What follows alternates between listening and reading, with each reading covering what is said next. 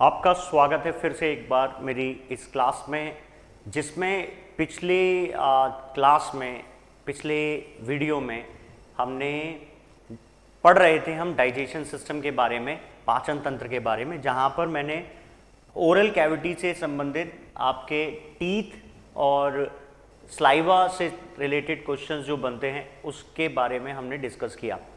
अब हम आज डिस्कस कर रहे हैं उसी से आगे, ये होगी क्लास 6 और हमारा टॉपिक वही है डाइजेशन सिस्टम या डाइजेस्टिव सिस्टम। डाइजेस्टिव का मतलब होता है पाचन तंत्र।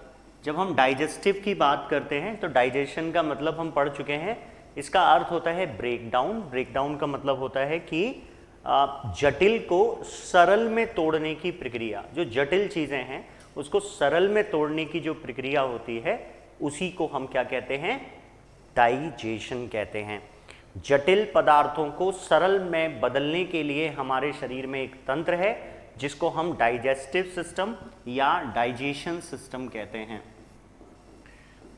ठीक है, तो देखिए दोस्तों कि जब हम डाइजेस्टिव सिस्टम की बात करते हैं तो डाइजेस्टिव सिस्टम में हमारा सबसे पहला जो पड़ाव था ओरल कैविटी का, यानी कि मुख गुहा का, जहाँ से भोजन हमारे शरीर में प्रवेश करता है।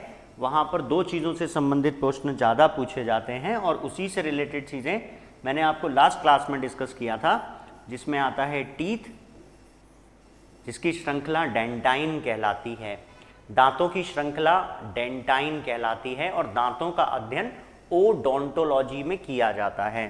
दांतों का अध्ययन ओडोंटोलॉजी में किया जाता है, ओडोंटोलॉजी। ठीक है, तो दांतों के लिए विषय में मेन चीज़ क्या है कि दांतों के ऊपर एक परत पाई जाती है और बहुत मजबूत परत होती है। हमारे शरीर का सबसे हार्डेस्ट पदार्थ होता है जिसे हम इनेमल कहते हैं, और दांत रूट के अंदर धसे रहते हैं, वहाँ सीमेंटम पाया जाता है, वहाँ सीमेंटम पाया जाता है। ऊपर की जो परत है जिससे वो पूरा कैल्शियम और फास्फोरस की जो परत है वो कहलाती है इनेमल, और जो दांत धसे हुए हैं हमारे मसूड़ों में वो कहलाता है सीमेंटम। ठीक है, ये टीथ से संबंधित इंफॉर्मेशन थी। और जब हम बात करते हैं स्लाइवा यानी कि लार से संबंधित, तो मुंह के अंदर लार जो होती है वो बहुत सारी चीज़ों के लिए काम करती है। सबसे पहले तो आपके भोजन को पचाने के लिए लार के अंदर एंजाइम्स उपस्थित होते हैं जो भोजन को सुगमता से पचाने में सहायक हैं। साथ ही साथ अगर हम लार की बात करें तो मुंह के अंदर इन्फेक्शंस को कम करने के लिए भी लार महत्वपूर्ण है। हमारे मुख के अंदर लार से बहुत सारे बैक्टीरिया का नाश हो जाता है। लार एंटी इन्फेक्शन प्रॉपर्टी के साथ होती है। कहीं कट लग जाए, चोट लग जाए तो क्या करते हैं, लार लगा देते हैं, तो वो एंटी इन्फेक्शियस, एक्जिमा जैसी बीमारी, दाद जैसी बीमारी, खाज जैसी समस्या को सुबह सुबह की लार से ठीक किया जा सकता है।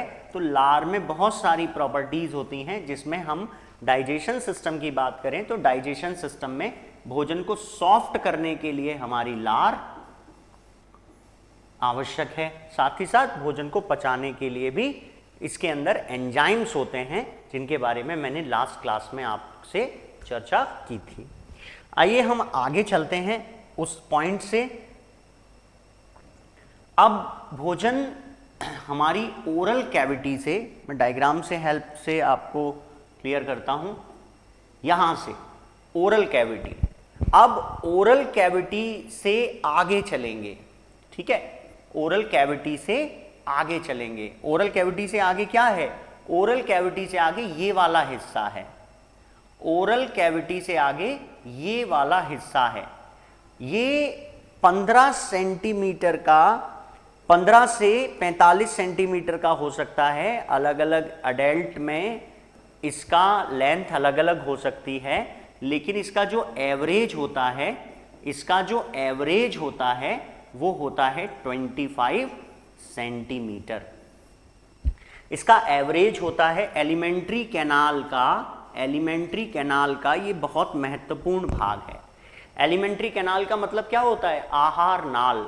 आहार नाल का बहुत अभिन्न भाग है जो कि हमारी ओरल कैविटी को हमारे स्टमक से जोड़ने का काम करता है। ओरल कैविटी से इससे क्वेश्चन जो पूछे जाएंगे वो क्या हैं, उनके पॉइंट्स यहां लिखे हैं। देखो क्या लिखा है, moves food to the stomach by peristalsis. ये पेरिस्टलेसिस क्या होता है, what is the means about peristalsis? Peristalsis को हिंदी में कहा जाता है क्रमाकुंचन। क्रमाकुंचन, पेरिस्टलेसिस मूवमेंट, क्रमाकुंचन। क्रमाकुंचन का अर्थ क्या है? क्रमाकुंचन का अर्थ है इस तरीके से फूड को नीचे की तरफ प्रेशराइज करना, दैट्स कॉल्ड क्रम से नीचे की तरफ जाना। जैसे खाना खाया और ये हमारे ईसोफेगस में आया और ये नीचे की तरफ इस तरीके से चल रहा है, इसको कहते हैं क्रमाकुंचन।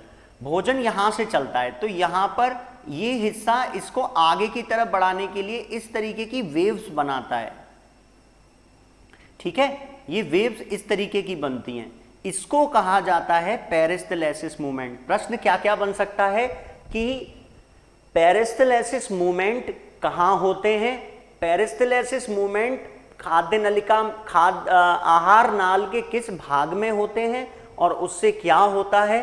तो उसका आंसर है पेरिस्टलेसिस मूवमेंट की सहायता से हमारा भोजन हमारे पेट तक पहुंचता है। क्रमाकुंचन, इसको कहते हैं पेरिस्टलेसिस मूवमेंट। पेरिस्टलेसिस मूवमेंट, भोजन ऊपर से नीचे की तरफ आएगा और ये हमारे मुख से, ओरल कैविटी से स्टमक तक पहुंच जाएगा। समझ आया? यहां कोई एंजाइम्स नहीं निकलते, यहां पर कोई एंजाइम्स नहीं निकलते। एंड जनरली जब हम पेरिस्टलेसिस की बात करते हैं तो वो ईसोफेगस का, आप देखो ईसोफेगस में अधिकतर स्टूडेंट्स को कंफ्यूजन हो जाती है, कई बार टीचर लिख देता है इस तरीके से, तो इट इज करेक्ट फॉर्मेट। इसको ऐसे भी लिखा जा सकता है और ऐसे भी लिखा जा सकता है, ये इंग्लिश टर्म है, वो मेडिकल टर्मिनोलॉजी है, ठीक है। तो जब हम बात करते हैं ईसोफेगस की, तो ईसोफेगस का काम क्या है, या खाद्य, इसको क्या बोल सकते हैं, इसका कई नाम हो सकते हैं। देखो कई नाम हो सकते हैं, क्या क्या नाम हो सकते हैं? एक तो हो सकता है ग्रास नली। ग्रास का मतलब क्या होता है? जो निवाला, जो लुकमा आप खाते हैं उसे हम ग्रास कहते हैं। ग्रास घास मत समझ लेना, है ना, घास। सर आपने ग्रास को, इंग्लिश वर्ड को ऐसे लिख दिया है, वो ग्रास नहीं है। ये ग्रास का मतलब हो गया कि जो हम लुकमा खाते हैं, जो निवाला खाते हैं, उसके लिए। और दूसरा हो गया हमारी आहार नली। आहार नली, नाल नहीं, नली, या खाद्य नली, इसी को खाद्य नली भी लिख दिया है। खाद्य का मतलब भी खाना हो जाता है, खाद्य नली। ग्रास नली, खाद्य नली, आहार नली एक ही चीज है, अलग अलग नहीं है। इसी को क्या कह देते हैं? Food pipe. इसको क्या कह देते हैं? Food pipe. Food pipe. तो फूड पाइप का काम क्या होता है? फूड पाइप का काम होता है कि ये हमारे ओरल कैविटी से भोजन को, इस एरिया से भोजन को कहां तक ले जाए? स्टमक तक ले जाने का काम करे। कहां तक ले जाने का काम करे? स्टमक तक ले जाने का काम करे। तो ये किसका काम है? ईसोफेगस का। इसमें प्रश्न आया कि एवरेज इसका कितना होता है, तो आंसर हो गया एवरेज लेंथ होती है इसकी 25 सेंटीमीटर, 25 सेंटीमीटर, ठीक है। आगे चलते हैं, अब बात करते हैं स्टमक की। हमारे शरीर में, हमारे भोजन के लिए, हमारे डाइजेस्टिव सिस्टम के लिए एक बहुत महत्वपूर्ण भाग है हमारा स्टमक। कई बार बच्चों को कहते हुए सुना होगा, मम्मा मेरे स्टमक में पेन हो रहा है, और वो यहाँ हाथ लगा लेते हैं, ठीक है। हो सकता है शायद आपको स्क्रीन पे ना दिख रहा हो, वो अपने बाहर एब्डमन पे हाथ लगा लेते हैं। एब्डमन, स्टमक पे नहीं, एब्डमन पे हाथ लगा लेते हैं। मम्मी मेरे पेट में दर्द हो रहा है, वो क्या है? उदर है। ये बाहर का हिस्सा स्टमक नहीं है, स्टमक तो इसे कहते हैं। स्टमक तो एक छोटा सा भाग होता है हमारे एब्डमन में, ये पूरा भाग एब्डमन है। मतलब कि ये ऊपर जो आपकी चेस्ट रीजन है, ये अपर एब्डमन है, और ये जो नीचे जिसमें आपकी आंतें वगैरह आती हैं, ये लोअर एब्डमन है। और ये पूरा हिस्सा क्या कहलाता है? एब्डमन कहलाता है। एब्डमन, एब्डमन जिसको कहते हैं उदर। क्या कहते हैं? उदर कहते हैं इसको। इस पूरे हिस्से को उदर कहा जाता है। और ये जो बाहर की तरफ निकला हुआ है, जो ये बाहर आउटर निकला हुआ है, बाहर की तरफ होता है, या जिस पर हमारी नेवल होती है, उसे बैली कहा जाता है। बैली है ना, पेट आउटर जो निकला है दैट्स कॉल्ड बैली। फिर हम बोलते हैं अमाशय क्या है, स्टमक क्या है, तो स्टमक इतना भाग है, स्टमक इतना भाग है। तो हमारे मुंह के अंदर भोजन का पाचन हुआ था, ईसोफेगस ने काम किया स्टमक तक भोजन को लेकर आने का। अब बाकी के जो काम होने वाले हैं वो हमारे स्टमक में होने वाले हैं, इस वाले हिस्से में होने वाले हैं। अब इसमें क्या क्या काम होते हैं उस पर चर्चा करते हैं। सबसे पहले क्या है, sphincter control movement of food into and out of the stomach. यहां पर एक स्पिंचर लगा होता है जस्ट लाइक अ वाल्व, ठीक है, यहां पर एक स्पिंचर लगा हुआ है इधर। इसका काम क्या है, ये काम ये करता है कि जो खाना हमारे पेट में आ गया है वो रिवर्स नहीं जाना चाहिए। इस चीज को हम क्या कह सकते हैं, इसको हम कह सकते हैं कि ये हमारे ईसोफेरेंज जो है, जो हमारा ईसोफेगस है, जो हमारी खाद्य नली है, उसके नीचे एक वाल्व लगा रहता है जिसका काम होता है कि फूड वापस नहीं जाना चाहिए। अगर वापस जाता है तो उसको हम वॉमिटिंग कह देते हैं कि भाई उल्टी आ गई, क्यों, पेट में गैस ज्यादा बन रही थी, हमारे स्टमक में गैस बन रही थी, गैस्ट्रिक प्रॉब्लम हो रहा था जिसकी वजह से ये रिवर्स आ गया। अब यहां पर क्या क्या कंटेंट है उसको एक बार देख लेते हैं, फिर चलते हैं मेन फंक्शन पे। तो सबसे पहले बोल रहा है स्पिंचर्स control movement of food into and out of the stomach. जैसे स्पिंचर जैसे ऊपर था क्या, पेरिस्टलेसिस मूवमेंट, अब स्पिंचर कंट्रोल कर रहा है। तो यहां पर खाना आया और उसके बाद वो चला जाएगा ड्यूडेनम वाले हिस्से में, मतलब हमारी छोटी आंत का कनेक्शन है यहां पर, ठीक है, ये छोटी आंत का कनेक्शन है। यहां पर अगर हम देखें तो हमारे स्टमक के अंदर stomach gland release gastric juice. Gastric juice को हिंदी में कहा जाता है जठर रस। गैस्ट्रिक जूस को कहा जाता है जठर रस। क्या बोलते हैं, जठर रस। जठर रस इसमें क्या क्या मौजूद है उस पर भी बात करेंगे। देखिएगा, वाटर, एंजाइम्स, म्यूकस और एसिड।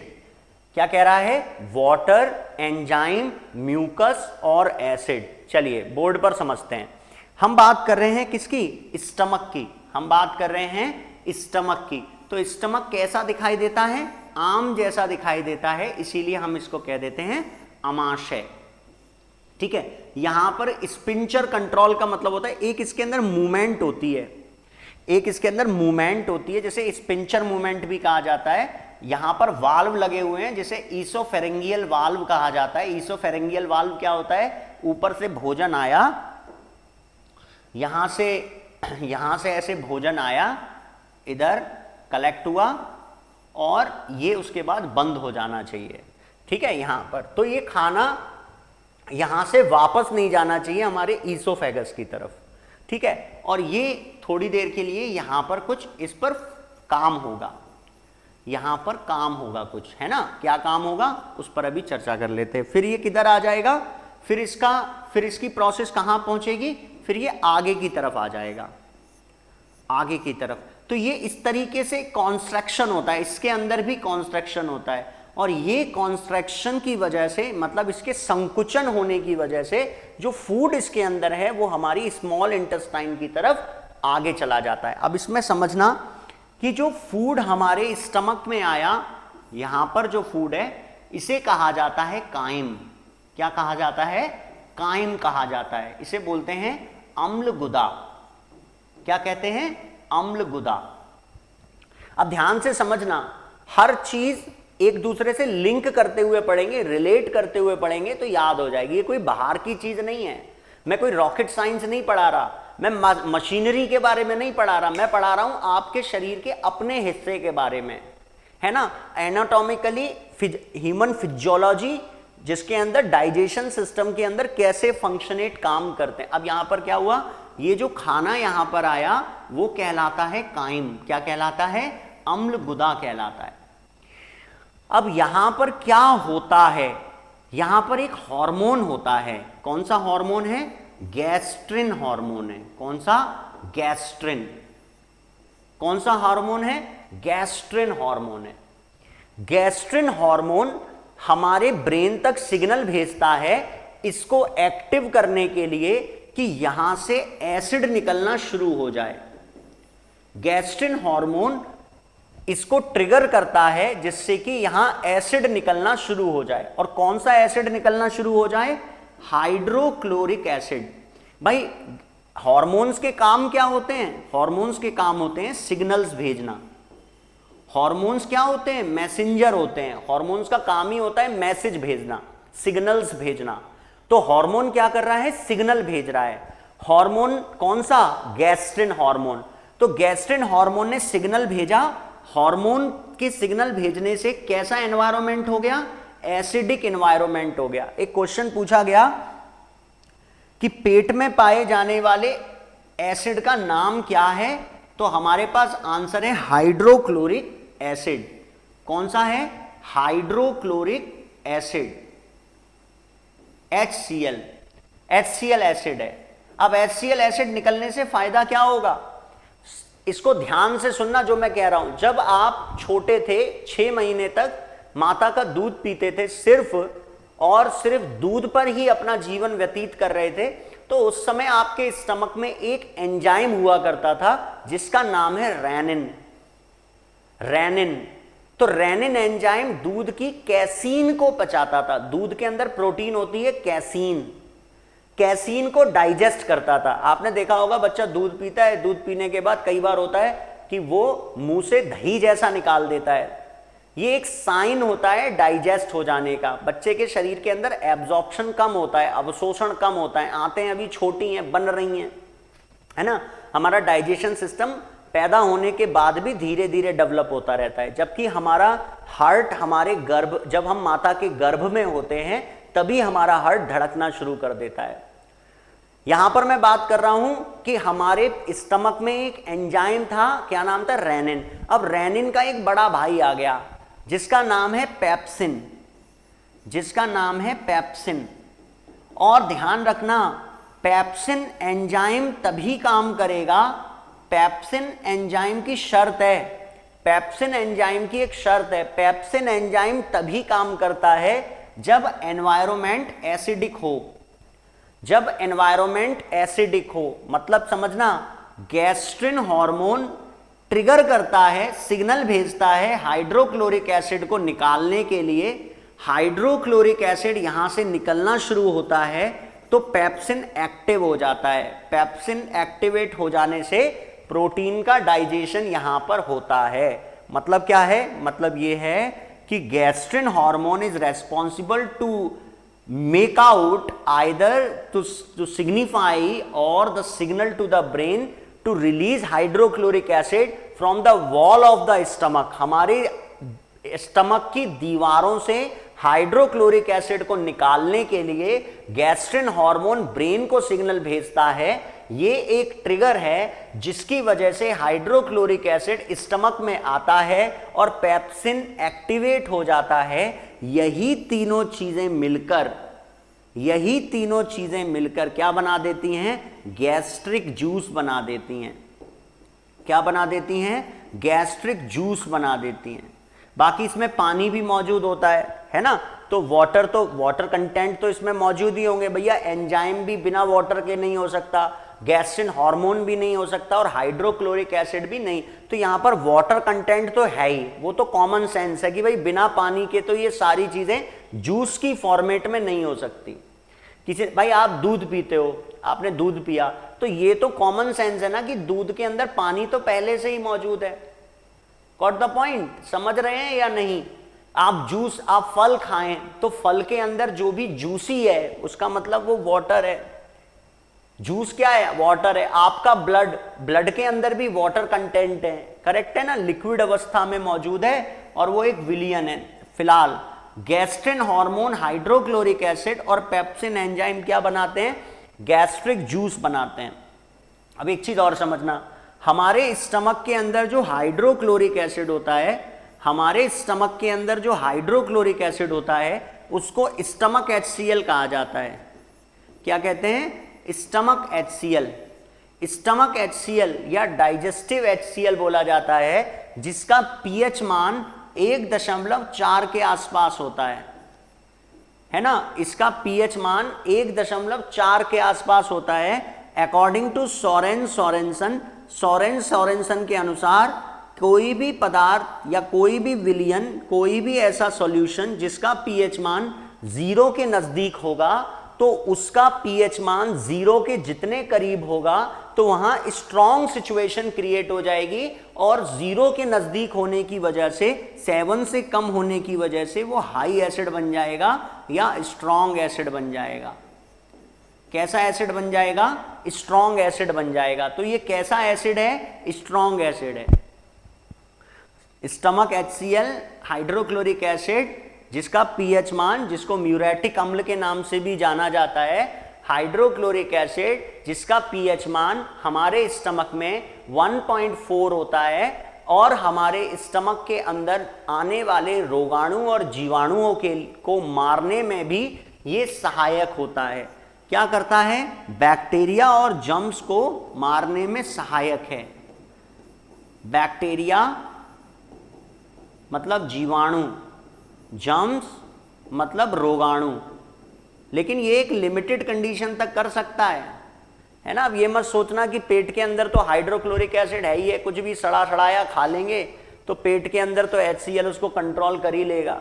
ऐसा होगा नहीं, मैक्सिमम टाइम तक नहीं होगा। और अगर आप खाने के बाद बहुत सारा पानी पीते हैं, खाने के बाद बहुत सारा पानी पीते हैं, या खाने के बीच में भी बार बार ज़्यादा पानी पीते हैं, तो आपके डाइजेशन पर इसका नेगेटिव इफेक्ट पड़ता है, क्योंकि डाइजेशन के लिए जो एंजाइम्स का रिक्वायरमेंट होता है, वहीं पर आप अगर पानी ज़्यादा पी लेंगे तो उसके अंदर डाइल्यूशन हो जाएगा, डाइल्यूट हो जाएगा।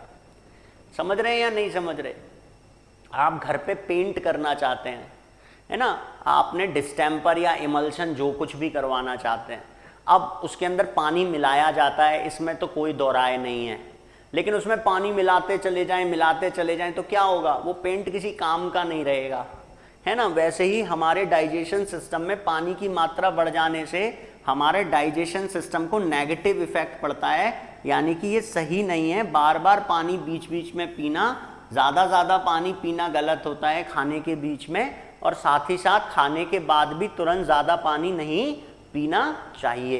तो ये क्या करेगा? किल बैक्टीरिया एंड जर्म्स, जीवाणु और रोगाणु को मारने में सहायक है। कौन मारने में सहायक है? Hydrochloric acid. साथ ही साथ ये फूड को क्या कर देता है? सॉफ्टन कर देता है।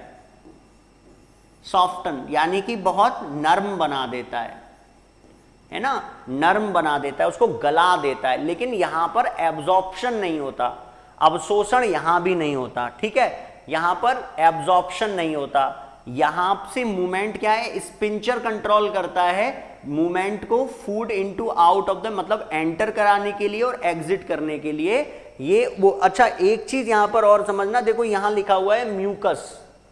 म्यूकस, अब ये म्यूकस क्या होता है? अब ये म्यूकस क्या होता है?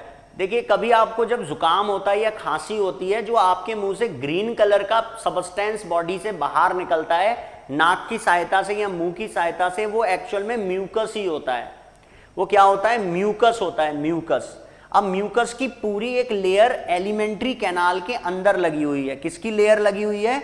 म्यूकस की लेयर लगी हुई है, म्यूकस की पूरे एलिमेंट्री कैनाल में, ओरल कैविटी से लेकर मल द्वार तक, मुख गुहा से लेकर मल द्वार तक, ओरल कैविटी से लेकर एनस तक हमारी एलिमेंट्री कैनाल में अंदर की तरफ म्यूकस की लेयर लगी हुई है।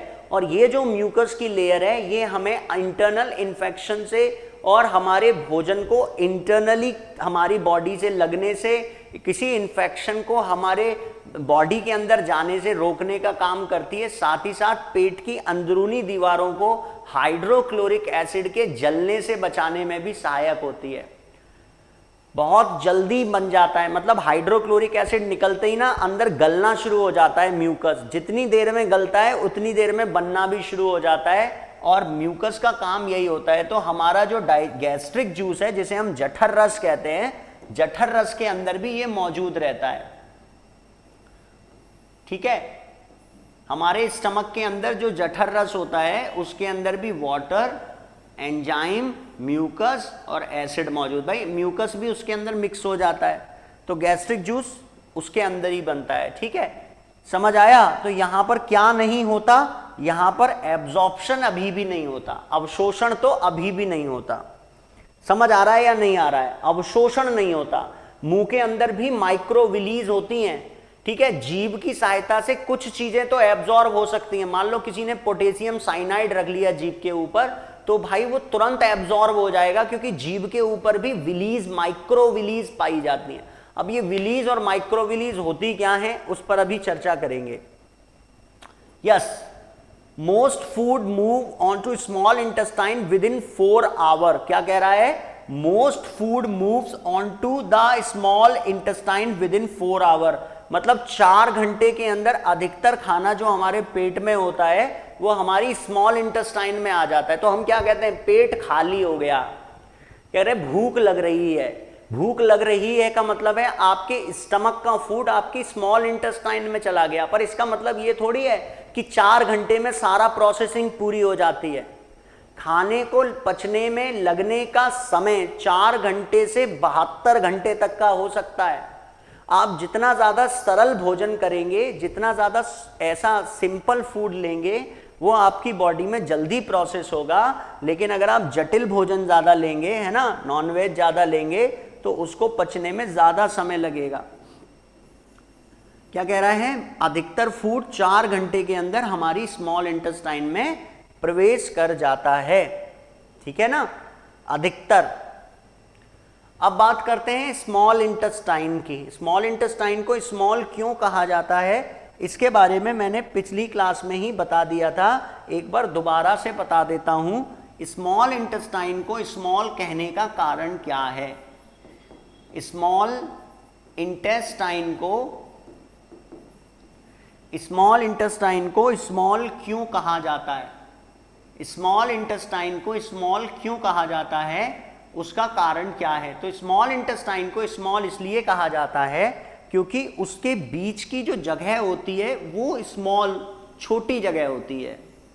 बीच की जगह का मतलब इसका जो डायमीटर होता है, इसकी जो बीच का डायमीटर होता है, इसके बीच में यहाँ पर ये बहुत छोटा होता है कंपैरेटिव टू लार्ज इंटेस्टाइन। हम हमेशा कंपैरिजन करते हैं, ये बड़ा है, ये छोटा है, ये काला है, ये गोरा है ना, ये साफ है, ये धुंधला है, तो हमेशा हम कंपैरिजन करते हैं।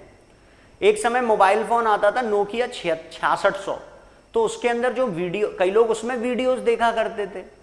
अब धीरे से कंपैरेटिव आया कि भैया अब तो एंड्रॉयड फोन में बहुत साफ दिखाई देता है, आने वाले समय में हो सकता है इससे भी ऊपर की टेक्नोलॉजी आ जाए, है ना। पहले मेमोरी कार्ड, भाई पहले मेमोरी कार्ड में डेटा कम आता था, तो उस समय पर भाई 512 किसी के पास MB वाला कार्ड होता था, तो बोलता था मेरे पास 512 MB का कार्ड है, तेरे पास 256 MB का कार्ड है, मेरा कार्ड बड़ा है। फिर आया 1 TB का कार्ड, 1 टेराबाइट, 1 GB तो छोड़िए, 2 GB तो छोड़िए, 1 TB तक के कार्ड आ गए। तो हम हमेशा कंपैरिजन करते हैं, ऑलवेज कंपैरिजन, ये अमीर है, ये गरीब है, कई अमीर भी कई अमीरों से गरीब हैं, तो हम वहां कंपैरिजन करते हैं। वैसे ही लार्ज इंटेस्टाइन और स्मॉल इंटेस्टाइन में हमेशा क्या चल रहा होता है, कंपैरिजन चल रहा होता है। किसके बीच में, इनके बीच में। इसके जो बीच का एरिया होता है वो एरिया कम होने की वजह से हम उसको क्या कह देते हैं, हम कह देते हैं वो स्मॉल इंटेस्टाइन है, छोटी आंत है। समझ आया, स्मॉल इंटेस्टाइन, छोटी आंत। अब छोटी आंत से संबंधित क्या क्या कंटेंट है जिसे हमें पढ़ने हैं। तो सबसे पहले हम बात कर रहे हैं छोटी आंत कहाँ है, ये देखिए, ये रही पूरी। कहाँ से शुरू होती है स्मॉल इंटेस्टाइन, कहाँ से शुरू होती है। स्मॉल इंटेस्टाइन हमारे स्टमक से कनेक्टेड है, ठीक है। कहाँ से कनेक्टेड है, स्टमक से कनेक्टेड है, यहां पर। इसको कहते हैं ड्यूडेनम, ग्रहणी, ठीक है, यहां। और ये जो बीच का हिस्सा है इसी को कह देते हैं इलियम। मुख्य आंत जो होती है वो यही है, इलियम, ठीक है। यहां पर मौजूद है ड्यूडेनम, और इसके बीच में थोड़ा सा कनेक्शन और है, वो कहलाता है जेजनम। जेजनम, 3 हो गई, 3 हिस्से हो गए इसके। कौन कौन से, ड्यूडेनम, ड्यूडेनम, जेजनम और इलियम। ठीक है, ये 3 हो गए। तो ये हमारी छोटी आंत के ही डिवीजन हो गए। अभी हम फिलहाल बात कर रहे हैं कि इसमें क्या क्या पॉइंट्स हैं जो हमारे एग्जाम्स के पॉइंट ऑफ व्यू से। तो देखिए स्लाइड में कुछ इंपॉर्टेंट जानकारियां हैं कि liver and pancreas secrets enzyme into the small intestine.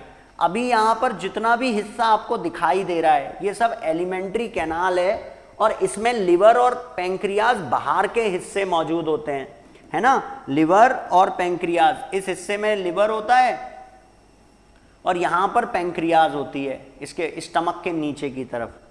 समझ आया? तो हम जब बात करते हैं तो क्या कहते हैं, लिवर और पैंक्रियाज, जो हमारा यकृत है और जो पैंक्रियाज है, जिसको लिवर को बोलते हैं यकृत, यकृत या जिगर, यकृत या जिगर, और पैंक्रियाज को कहा जाता है अग्नाशय। अग्नाशय, इसके बारे में भी डिस्कस करेंगे। अग्नाशय, यस, पैंक्रियाज।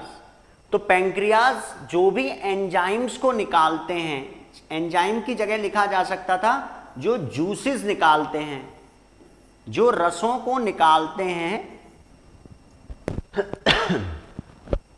वो स्मॉल इंटेस्टाइन में आ जाते हैं। कहाँ आ जाते हैं? स्मॉल इंटेस्टाइन में आ जाते हैं। समझ आया? उसके बाद कह रहा है डाइजेशन इज कंप्लीटेड, मतलब भोजन का पूर्ण पाचन कहाँ होता है? भोजन का पूर्ण पाचन हमारी स्मॉल इंटेस्टाइन में होता है।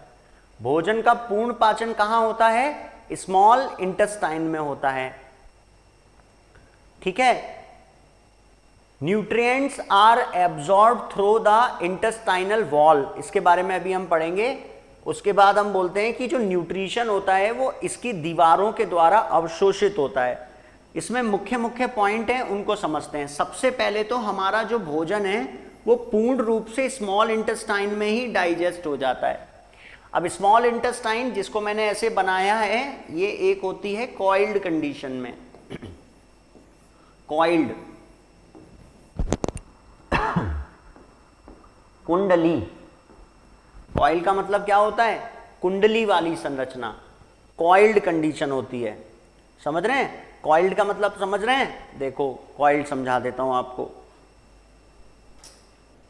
जैसे ये है ना, ये एक लीड है या इसको ईयरफोन कह सकते हैं। अब इसको हमने इस तरीके से ओपन कर ली तो ये लगभग 1 मीटर से ज्यादा की है। ठीक है, 1 मीटर से ज्यादा की है। अब हमने क्या किया, हमने इसका कॉइल बना लिया, कुंडली बना ली इसकी। कैसे बना ली? जैसे हम सब बना लेते हैं ऐसे। तो जो 1 मीटर की थी वो थोड़ी सी जगह में आ गई, 3 सेंटीमीटर 4 सेंटीमीटर में आ गई। इसको बोलते हैं कॉइल, कुंडली बना लेना। सांप बना लेता ना कुंडली, वैसे ही। तो अगर मैं बोलूं तो लार्ज स्मॉल इंटेस्टाइन की जो लंबाई होती है, लेंथ,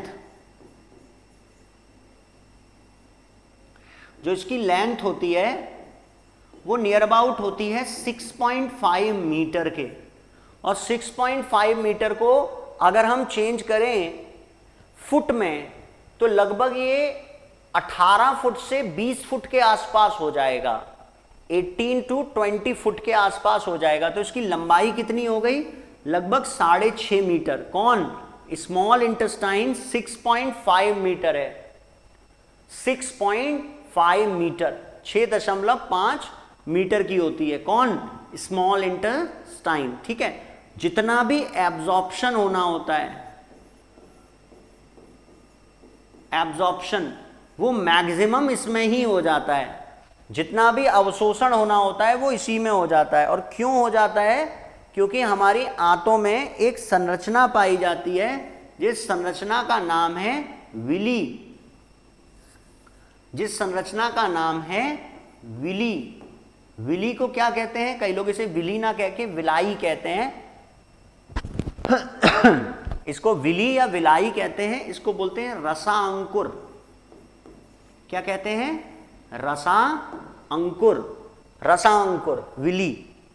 देखो ये कैसी हैं, जैसे ये मान लो मैं पूरी इंटेस्टाइन को सीधा कर दे रहा हूं, इंटेस्टाइन को सीधा कर दिया। अब इसकी आंतरिक दीवारों पर यहां पर इस तरीके की संरचनाएं मौजूद होती हैं। समझ आ रहा है कुछ? इस तरीके की संरचनाएं मौजूद होती हैं इसकी आंतरिक दीवारों पर, अंदर की तरफ। अब ये इंटरनली इस तरीके की होती हैं। अब ये 2D बना सकता हूं मैं, 3D तो आपको डायग्रामेटिक फॉर्म में देखना पड़ेगा। एक बार देख लेना विलीज को, internal wall of small intestine करके देखना। तो ये पूरी विलीज हैं, है ना? क्या है ये? विलीज। विलीज, तो विलीज अंदर हैं, इंटरनली अंदर की तरफ, स्मॉल इंटेस्टाइन में अंदर की तरफ मौजूद होती हैं। और हमारे भोजन के अंदर जो भी पोषक तत्व होते हैं उन्हें अवशोषित करने के लिए रेस्पॉन्सिबल होती हैं। हमारे जो भी पोषक तत्व होते हैं भोजन के अंदर उन्हें अवशोषित करने के लिए रेस्पॉन्सिबल होती हैं। पोषक तत्व का मतलब क्या है? जो भी हमारा भोजन में न्यूट्रिशन होगा। आपने आलू का परांठा खाया तो आलू के परांठे के अंदर क्या क्या मौजूद होगा? ग्लूकोज मौजूद होगा, फैट मौजूद होगा, न्यूट्रिशन विटामिन्स मौजूद होंगे, मिनरल्स मौजूद होंगे। मसालों के अंदर मिनरल्स पाए जाते हैं, है ना? बहुत सारी चीजें, पानी आप पी रहे हैं, पानी भी इसके अंदर ही एब्जॉर्ब होता है। आपने दवाई खाई वो भी इसी के द्वारा एब्जॉर्ब होगी। किसके द्वारा? विलीज के द्वारा, विलीज। इसीलिए हमारी छोटी आंत में भोजन आने के बाद धीरे धीरे चलता है, धीरे धीरे चलता जाता है और विलीज इसको एब्जॉर्ब करती जाती हैं। ठीक है, ये एब्जॉर्ब करती जाती हैं, अवशोषित करती हैं। तो अगर हम फुल एब्जॉर्प्शन की बात करें तो फुल एब्जॉर्प्शन तो नहीं होता, लेकिन हाँ पूर्ण पाचन जरूर हो जाता है, पूर्ण पाचन हो जाता है। और 80% पानी एब्जॉर्ब हो जाता है इसके अंदर, 80% वाटर। समझ आया? आपने दवाई खाई पानी के साथ, अब वो जाएगी किसके द्वारा? आपके ब्लड स्ट्रीम में किसके द्वारा जाएगी? स्मॉल इंटेस्टाइन के द्वारा, छोटी आंत के द्वारा। आपने दवाई खाई, आपके पेट में पहुंची, पेट से पहुंचने के बाद वो डिसॉल्व हुई, घुल गई, घुलने के बाद वो गई आपकी आंतों के अंदर, आंतों के अंदर जाकर वो खून में चली गई, ब्लड में पहुंची और उसकी प्रोसेसिंग होती है लिवर के अंदर। इसलिए अत्यधिक दवाइयां खाने से फर्क लिवर पे ही पड़ता है। अगर कोई व्यक्ति ज्यादा पेन किलर खाएगा तो उसका प्रभाव उसके लिवर पे होगा। समझ आ रहा है या नहीं? यस। तो यहां पर क्या हो जाता है? पूर्ण पाचन हो जाता है, कंप्लीट डाइजेशन। अगर प्रश्न पूछा जाए भोजन का पाचन का प्रारंभ कहां से होता है, भोजन कहां से शुरू होता है पचना, या भोजन का पचना कहां से शुरू होता है, तो आंसर हमारे सामने लिखा है ओरल कैविटी। भोजन का पाचन मुख गुहा से शुरू होता है और पूर्ण रूप से कहां पच जाता है? आंसर है स्मॉल इंटेस्टाइन। स्मॉल इंटेस्टाइन में पूर्ण रूप से पच जाता है, छोटी आंत में पूर्ण रूप से पच जाता है। डाइजेशन इज कंप्लीटेड, मतलब यहां पर पाचन पूर्ण रूप से हो जाता है। अब हम बात करते हैं लार्ज इंटेस्टाइन की। तो लार्ज इंटेस्टाइन की जो संरचना है उसको थोड़ा सा समझना पड़ेगा। लार्ज इंटेस्टाइन को लार्ज क्यों कहा जाता है? क्योंकि इसके अंदर की जो जगह होती है, जैसे कि यहां से इस तरीके की, जैसे यहां तक तो स्मॉल इंटेस्टाइन थी, यहां सीकम है, ये इस तरीके से जुड़ गया।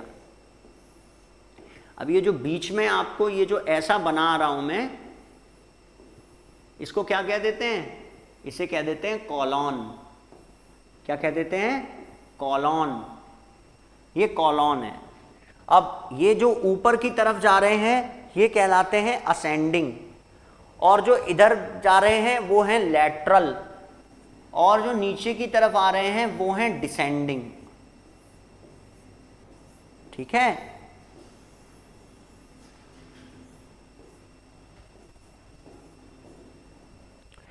It is the large intestine. और लार्ज इंटेस्टाइन को लार्ज क्यों कहा जाता है? क्योंकि इसके बीच में ये वाली जगह बड़ी होती है, लार्ज होती है, कैपेसिटी इज लार्ज। यहां लार्ज कैपेसिटी होने की वजह से इसे लार्ज इंटेस्टाइन कहा जाता है, बड़ी आंत कहा जाता है। लंबाई में कौन सी आंत बड़ी होती है? लंबाई में छोटी आंत बड़ी होती है। तो इसका ये लेंथ हो गया 1.5 मीटर, लगभग 5 फुट के आसपास। 1.5 मीटर, इसकी लंबाई कितनी हो गई? 1.5 मीटर, 1.5 मीटर। अब यहां पर ना भोजन का पाचन नहीं होता, मतलब यहां पर भोजन नहीं पचता, क्योंकि वो तो पूर्ण रूप से पच चुका था स्मॉल इंटेस्टाइन में, जो हमने यहां पहले से पढ़ लिया। अब आगे देखिएगा, बैक्टीरिया प्रोड्यूस सम विटामिन्स। कुछ विटामिन्स को, मतलब कुछ ऐसे भी बैक्टीरिया होते हैं जो कि विटामिन्स को प्रोड्यूस करने का काम करते हैं, कुछ विटामिन्स को प्रोड्यूस करने का काम करते हैं। और वो किस में करते हैं? इस वाले एरिया में। मैं बताता हूं ये क्या कहना चाहता है। हमारी जो लार्ज इंटेस्टाइन होती है उसमें कुछ बैक्टीरिया ऐसे होते हैं जिनका ब्रेक डाउन होता है, ब्रेक डाउन। आपने भोजन खाया और खाने के बाद बहुत सारा बैक्टीरिया जो आपके स्टमक से बच गया था वो पहुंच गया है बड़ी आंत की तरफ। कई बार ऐसा भी होता है, कुछ बैक्टीरिया हमारे ब्लड में भी आ सकते हैं हमारे भोजन की सहायता से। जैसे सपोज दैट किसी व्यक्ति ने पानी पिया और पानी के अंदर टाइफाइड का बैक्टीरिया है जिसका नाम होता है सैल्मोनेला टाइफी, या फिर किसी ने भोजन किया और भोजन के अंदर एक बैक्टीरिया है विब्रियो कोलेरी, हैजा फैलाने वाला बैक्टीरिया का नाम क्या है? Vibrio cholerae.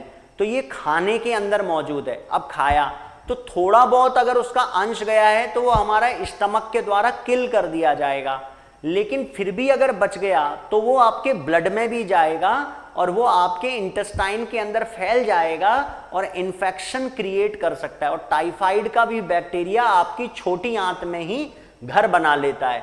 लेकिन कुछ गुड बैक्टीरिया भी होते हैं। कैसे बैक्टीरिया होते हैं? गुड बैक्टीरिया होते हैं। और गुड बैक्टीरिया जो होते हैं वो हमारे लिए हेल्पफुल होते हैं। जैसे दही में पाया जाने वाला बैक्टीरिया जिसको हम लैक्टोबैसिलस कहते हैं, उसका काम होता है कि वो हमारे भोजन को पचाने में भी सहायक रहे, भोजन को पचाने में भी सहायता दे। ठीक है, तो बैक्टीरिया इसके अंदर कुछ ऐसे होते हैं जो प्रोड्यूस करते हैं कुछ विटामिन्स को। ठीक है, उसके बाद है vitamin absorb into blood stream. Vitamin C क्यों? जो भी हमारी स्मॉल इंटेस्टाइन के अंदर बच जाएगा, जो बचा हुआ भाग होगा वो एब्जॉर्ब हो जाएगा हमारी बड़ी आंत के अंदर। जो भी बचा हुआ होगा, है ना, अतिरिक्त जो भी बच गया है, जो भी बच गया वो सब हमारी बड़ी आंत के अंदर एब्जॉर्ब हो जाएगा। यानी कि हम बोल सकते हैं जो भी पानी बच गया हो, अगर आप बहुत देर तक सोते रहें रात में, या बहुत देर तक रात में नहीं दिन में, और रात में आप बहुत देर तक जग रहे हो, तो भी आपके आंतों के अंदर का पानी बड़ी आंत के द्वारा अवशोषित हो जाता है, आपके रक्त में चला जाता है, जिससे कि आपकी बड़ी आंत के अंदर ड्राइनेस बढ़ जाती है। वही आगे चलकर कॉन्स्टिपेशन यानी कि कब्ज की समस्या भी बढ़ाती है। यहां पर हम बोलते हैं अतिरिक्त सिचुएशन का मतलब अतिरिक्त पानी या पोषक पदार्थ। जो भी पोषक पदार्थ बचते हैं वो जो आपकी छोटी आंत में एब्जॉर्ब नहीं हुए थे वो बड़ी आंत में एब्जॉर्ब हो जाते हैं, वो बड़ी आंत में एब्जॉर्ब हो जाते हैं। ठीक है, तो ये जो दिखा रखा है ये कॉलॉन दिखा रखे हैं। ये क्या है? ऊपर की तरफ जा रहा है, जिसको बोल रहे हैं असेंडिंग, लैटरल, डिसेंडिंग। समझ आ रहा है? यस। वाटर इज रीएब्जॉर्ब, मतलब जो पानी बचता है वो इसमें एब्जॉर्ब हो जाता है। फिर आ रहा है feces moves to the rectum. सबसे पहले हम बात करें ये फीसिस का मतलब क्या है। फीसिस का मतलब होता है मल या वेस्टेज। फीसिस का मतलब होता है मल या वेस्टेज, जो भी वेस्टिजियल सबस्टेंस होता है उसको हम फीसिस कहते हैं। फीसिस का मतलब क्या होता है? अपशिष्ट, अपशिष्ट, ठीक है, अपशिष्ट कहते हैं इसको। यानी कि जो वेस्टेज है, जो सॉलिड वेस्ट है, वो आपकी बड़ी आंत के अंदर, क्योंकि इसने क्या कर दिया? कंप्रेस कर दिया, कंप्रेस कर दिया, फैला हुआ था उसको कंप्रेस्ड कर दिया। जब किसी को लूज मोशन होता है तो क्या होता है? आंतों के अंदर से पानी का रीएब्जॉर्बमेंट नहीं हो पाता, पानी रीएब्जॉर्ब नहीं हो पाता, जिसकी वजह से वेस्टेज के अंदर बहुत ज्यादा पानी आ जाता है और हमारी बॉडी के अंदर जो पानी एब्जॉर्ब हो जाना चाहिए था वो एब्जॉर्ब ना होने की वजह से ब्लड में पानी की कमी हो जाती है। तो यहां पर क्या है? Feces moves on the rectum. जो रेक्टम है वो क्या है? रेक्टम ये वाला हिस्सा है जिसको हम मलाशय कहते हैं। ये भी हमारी बड़ी आंत का ही एक भाग है, रेक्टम जिसको हम बोलते हैं मलाशय। अब ऐसा थोड़ी है कि इधर मल तैयार हुआ और वो बॉडी से निकलने लगा, वो यहां पर कलेक्ट हो जाता है। दिस इज कॉल्ड मलाशय। समझ आया या नहीं? मलाशय, ठीक है। अब यहां पर हम बात कर रहे हैं rectum, it is the last point कि रेक्टम के बाद एनस के द्वारा वेस्टेज बॉडी से बाहर आ जाती है। कंप्रेस करने का काम आपकी कौन कर रही है? Large intestine. अब बात करते हैं कार्बोहाइड्रेट कहां कहां डाइजेस्ट होते हैं। सलेवरी अमाइलेज के द्वारा स्टार्च को शुगर, सिंपल शुगर में तोड़ दिया जाता है। मतलब जो हमारा माउथ है वहीं से कार्बोहाइड्रेट का पचना शुरू हो जाता है। यस, समझ आया? Next, pH is too low for amylase to work.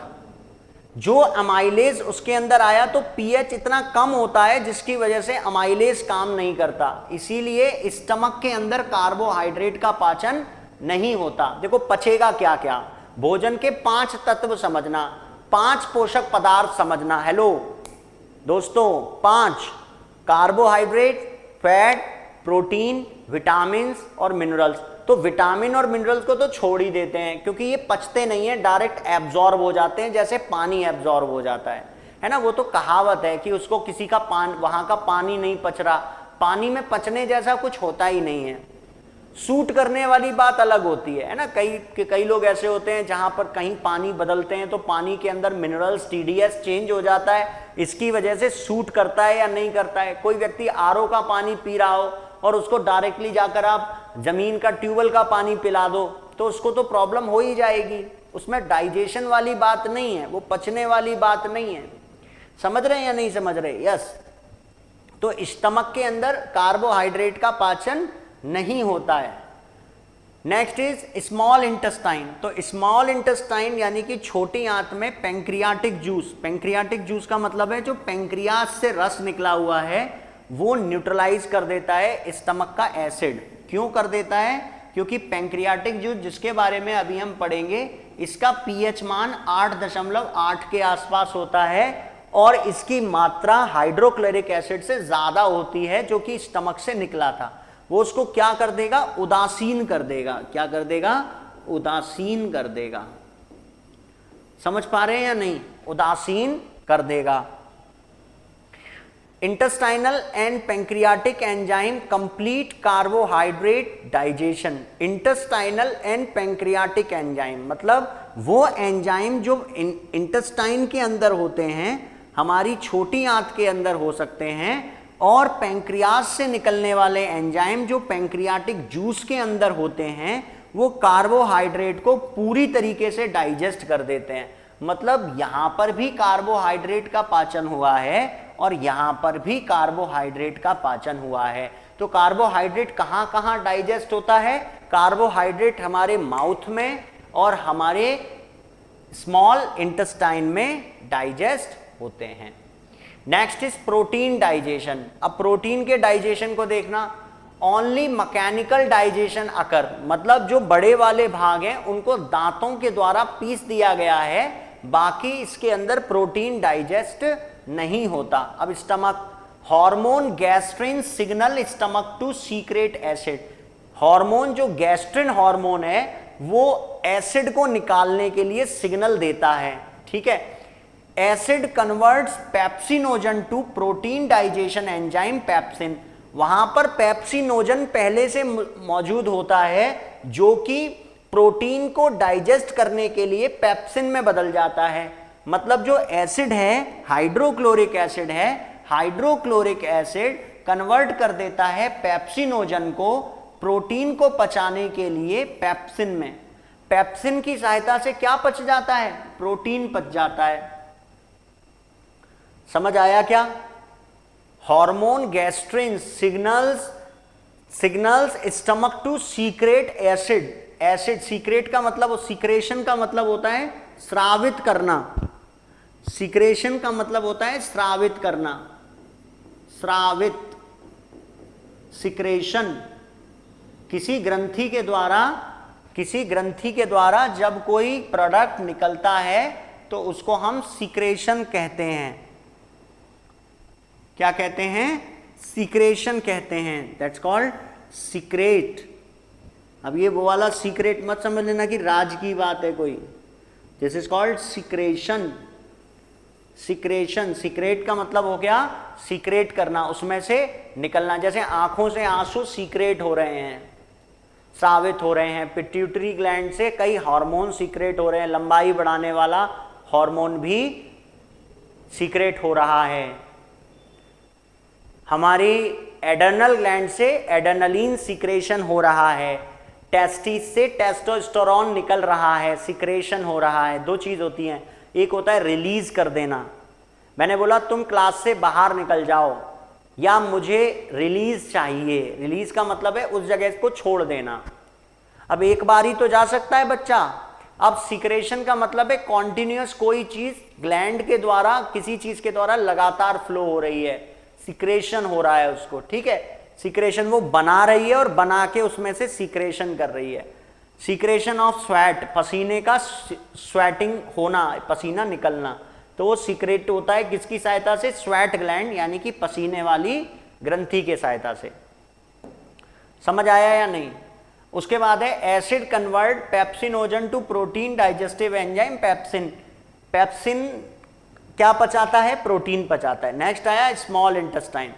Pancreas secrete trypsin into small intestine. छोटी आंत में क्या आ जाता है? ट्रिप्सिन आ जाता है, और ट्रिप्सिन का काम होता है प्रोटीन को डाइजेस्ट करना। कौन आ जाता है? ट्रिप्सिन। और ट्रिप्सिन का काम होता है प्रोटीन को डाइजेस्ट करना। Trypsin and other enzyme secreted by small intestine digest protein into amino acid. इसकी बात समझिएगा कि ये जो प्रोटीन है ये एक कॉम्प्लेक्स न्यूट्रिएंट्स है। कॉम्प्लेक्स न्यूट्रिएंट्स है। पहली चीज समझना कि जब आप खाना खाते हो तो जो चीज आप खाते हो वो है फूड, वो है भोजन। अब भोजन हमारे शरीर में जब जाकर टूटता है तो वो बन जाता है न्यूट्रिशन, न्यूट्रिशन फैक्टर।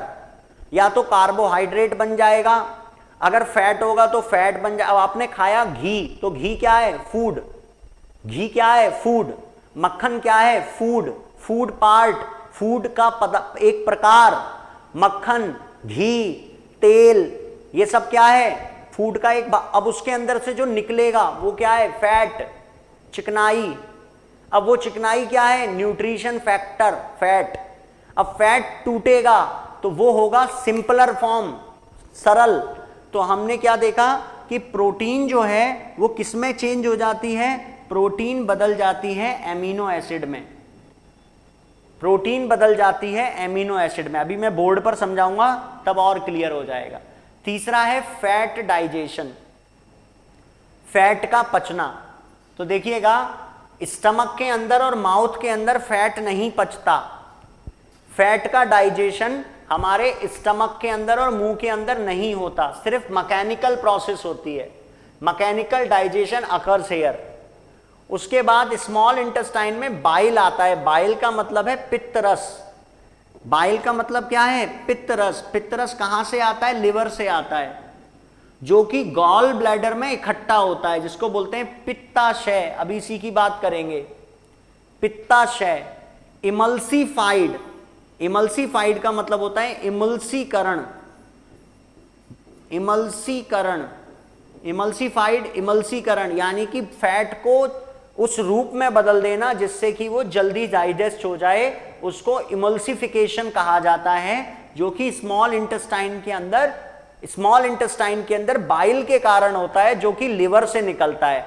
आपके लिवर से कैसे आता है, पैंक्रियाज से कैसे आता है, उस पर अभी बात करेंगे। Lipase from pancreas splits fat into fatty acid and glycerol. एक और एंजाइम का नाम आ गया लाइपेज, अभी इस पर भी बात करेंगे, जो कि पैंक्रियाज से फैट को फैटी एसिड में बदलने का और ग्लिसरॉल में बदलने का काम करता है। फैटी एसिड्स और ग्लिसरॉल, ठीक है। आइए बोर्ड पर चलते हैं। यस, अब हम बात कर रहे हैं किसकी, हमारे कुछ और ऑर्गन्स की। तो एक ऑर्गन है लिवर, जिसको हम यकृत या जिगर कहते हैं। इसी के साथ जुड़ा रहता है गॉल ब्लैडर, जिसको हम बोलते हैं पित्ताशय। कई लोग इसको पित्त की थैली कहते हैं। इसका मतलब एक जनरल नाम होता है, व्यवहारिक नाम होता है ना। जैसे कि हमने टेक्निकली बोला मेल,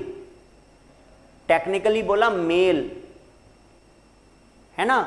अब उसको इंग्लिश में बोल दिया, मे बी पॉसिबल बॉय या मैन, चाहे लड़का हो चाहे आदमी हो, है तो वो मेल। चाहे लड़का हो या आदमी हो, वो है तो मेल, तो हमने बोल दिया टेक्निकली मेल। अब उसे बॉय बोल रहे हो या मैन।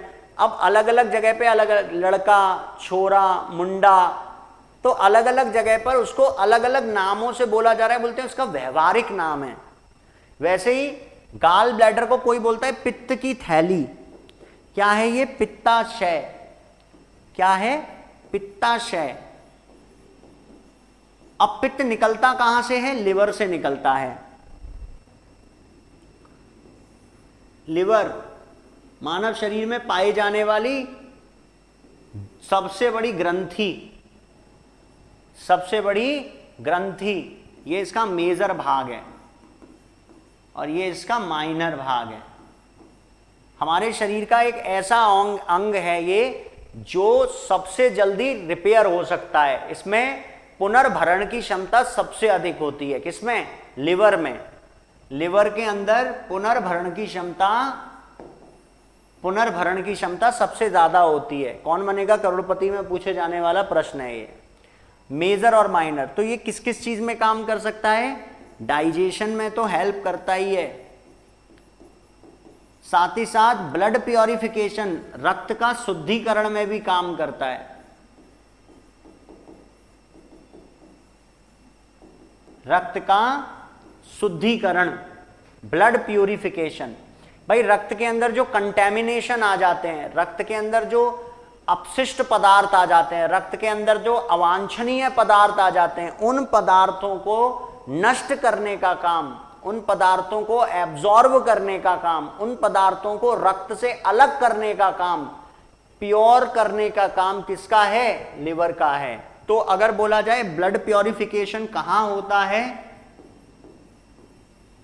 तो यहां होता है। वो चीज भूल जाइए कि खून के अंदर ऑक्सीजन आ गई है तो वो प्योर है, और जब कार्बन डाइऑक्साइड है वो इम्प्योर है। ये चीज दिमाग से निकाल दीजिए, समझ रहे हैं। ये ऑक्सीजनेटेड और डीऑक्सीजनेटेड है, और अभी भी अगर आपने वो दिमाग में प्योर इम्प्योर ब्लड का कॉन्सेप्ट लंग्स से संभाल रखा है, तो मुझे डाउट है आपकी स्टडी पर। और आपको अपने ऊपर ये समझना आना चाहिए कि अभी आप एग्जाम की, वनडे एग्जाम, कंपटीशन एग्जाम की, प्रतियोगी परीक्षाओं की तैयारी कर रहे हैं। तो हमने यहां पर क्या बोला, डाइजेशन यानी कि पाचन, और ब्लड प्योरिफिकेशन यानी कि रक्त के शुद्धिकरण में ये सहायक होता है। तो बाइल जूस कहां बनता है, बाइल जूस यहीं बनता है, जिसको हम क्या बोलते हैं, पित्त रस। पित्त रस, इसमें कोई एंजाइम नहीं पाया जाता। इसका पीएच मान पे क्वेश्चन आ सकता है, 7.8। इसका पीएच मान 7.8 तक होता है, क्षार है ये। 7.5 से 7.8 तक हो सकता है, तो मैंने मैक्सिमम लिख दिया 7.8। और इसका मेन काम होता है फैट को इमल्सीफाई कर देना, इमल्सिफिकेशन ऑफ फैट। फैट को इमल्सीफाई कर देना। समझ आ रहा है या नहीं? ठीक है, तो हमने बाइल की बात की, तो बाइल क्या है? पित्तरस, और इसमें कोई एंजाइम नहीं होता। प्रश्न आए बाइल में कौन सा एंजाइम होता है, तो आंसर है कोई एंजाइम नहीं होता, नो एंजाइम। किसमें? बाइल जूस में। ये कलेक्ट कहां होता है? कलेक्ट होता है गॉल ब्लैडर के अंदर। गॉल ब्लैडर, गॉल ब्लैडर जिसको हम क्या कहते हैं? पित्ताशय। गॉल ब्लैडर जिसको हम कहते हैं पित्ताशय, पित्ताशय में कलेक्ट होता है। अब ये होती किस स्टेट में है, यानी कि कहां होती है, तो देखिएगा, जैसे यहां हमने बोल दिया हमारा लिवर है, तो यहां होती है पित्त की थैली। ठीक है, तो अगर किसी के पित्त की थैली के अंदर स्टोन्स आ जाते हैं, एक्चुअल में वो पित्तरस सूख जाता है, कोलेस्ट्रॉल के साथ मिक्स हो जाता है, कोलेस्ट्रॉल के साथ मिक्स हो जाता है, तो उसको क्या बोल देते हैं? स्टोन्स आ गए। तो इसको रिमूव करना पड़ता है, इसको हटाना पड़ता है, उसको बोलते हैं गॉल ब्लैडर रिमूवल। और एक और अंग होता है जिसको हम बोलते हैं पेंक्रियास, और पेंक्रियास से भी एक नलिका इससे कनेक्ट हो जाती है जिसे पेंक्रियाटिक डक्ट कहते हैं, और ये कॉमन डक्ट बन जाती है, कॉमन डक्ट।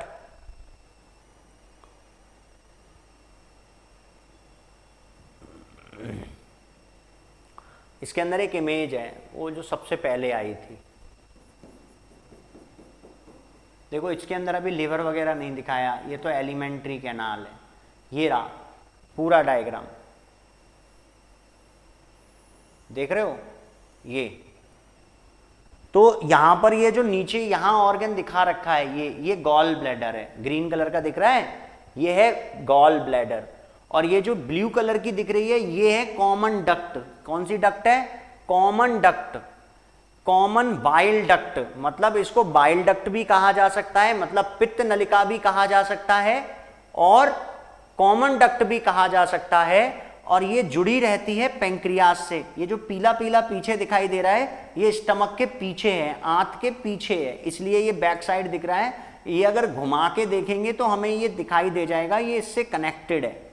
और कनेक्शन होकर ये जुड़ा हुआ किससे है? ये इसी से जुड़ा हुआ है जिसे हम ड्यूडेनम बोल रहे हैं। ड्यूडेनम का मतलब क्या है? ग्रहणी, ड्यूडेनम। तो ड्यूडेनम किसका भाग होता है? छोटी आंत का भाग होता है। और छोटी आंत कनेक्टेड होती है किससे? स्टमक से कनेक्टेड होती है। और ड्यूडेनम यहां से सारी चीजों को कलेक्ट कर लेती है।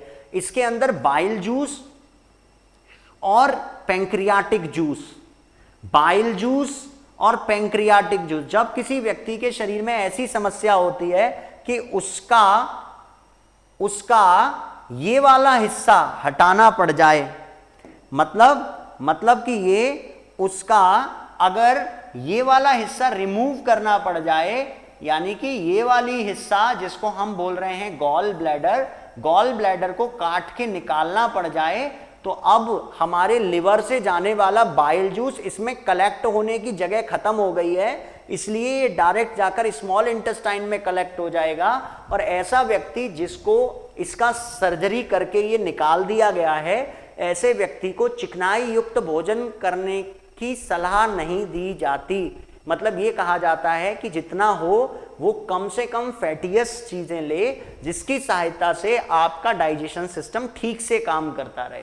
नहीं तो बाइल जूस बहुत ज्यादा निकलना शुरू हो जाएगा, क्योंकि जैसे ही फैट हमारी छोटी आंतों में आएगा, इसको ट्रिगर मिलेगा और ये ज्यादा मात्रा में बाइल जूस निकालेगा, जो हमारे डाइजेशन सिस्टम में गड़बड़ी पैदा करेगा। इसलिए ऐसे व्यक्ति को जिसका गॉल ब्लैडर रिमूव कर दिया जाता है, खान पीन की तरफ थोड़ी ज्यादा सतर्कता बरतनी पड़ती है।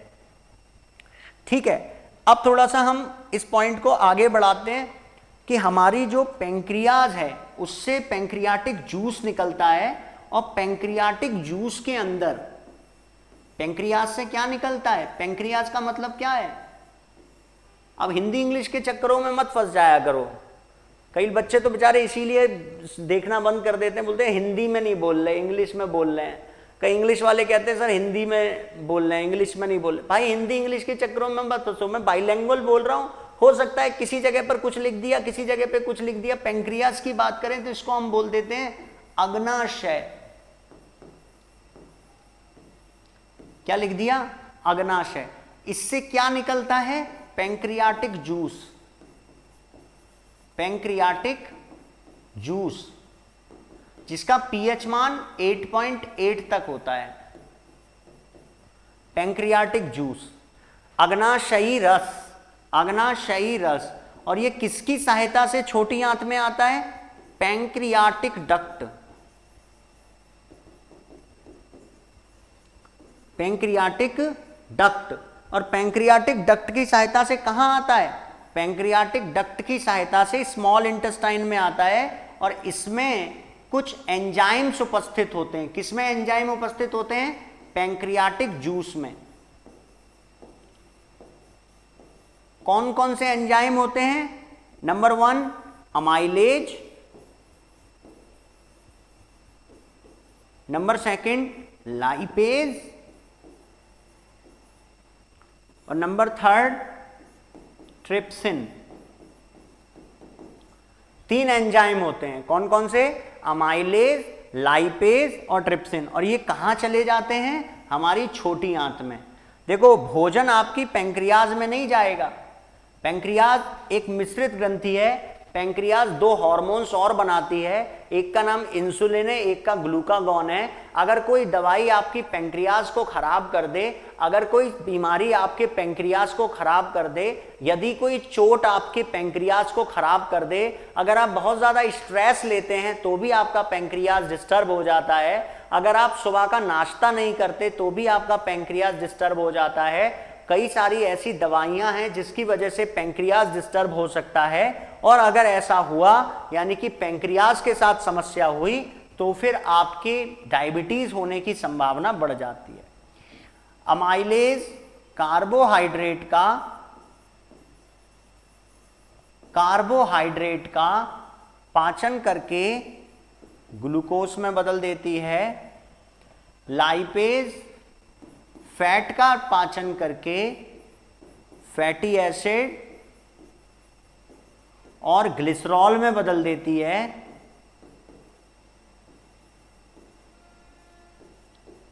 और ट्रिप्सिन प्रोटीन को तोड़कर एमिनो एसिड में बदल देती है। इसी को डाइजेशन कहा जाता है। इसी को डाइजेशन कहा जाता है। डाइजेशन का मतलब क्या होता है? डाइजेशन का मतलब होता है ब्रेक डाउन। डाइजेशन का मतलब क्या होता है? Break down. ब्रेक डाउन का मतलब क्या होता है? टूटना। क्या होता है? टूटना। Yes, glycerol. यही देख रहा था, मैंने कहा शायद वहां पर थोड़ा सा गड़बड़ हो गया। यस, ये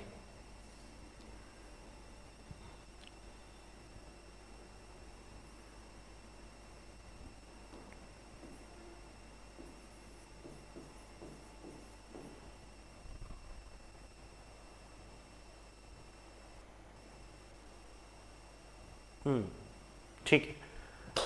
फैटी एसिड्स एंड ग्लिसरॉल। तो फैट, ग्लिसरॉल और फैटी एसिड में बदल जाता है, मतलब सिंपल हो जाता है। प्रोटीन 20 तरह की अमीनो एसिड्स में चेंज हो जाती हैं। कई जगह 22 भी लिखा है। एसेंशियल और नॉन एसेंशियल 11-11 होती हैं।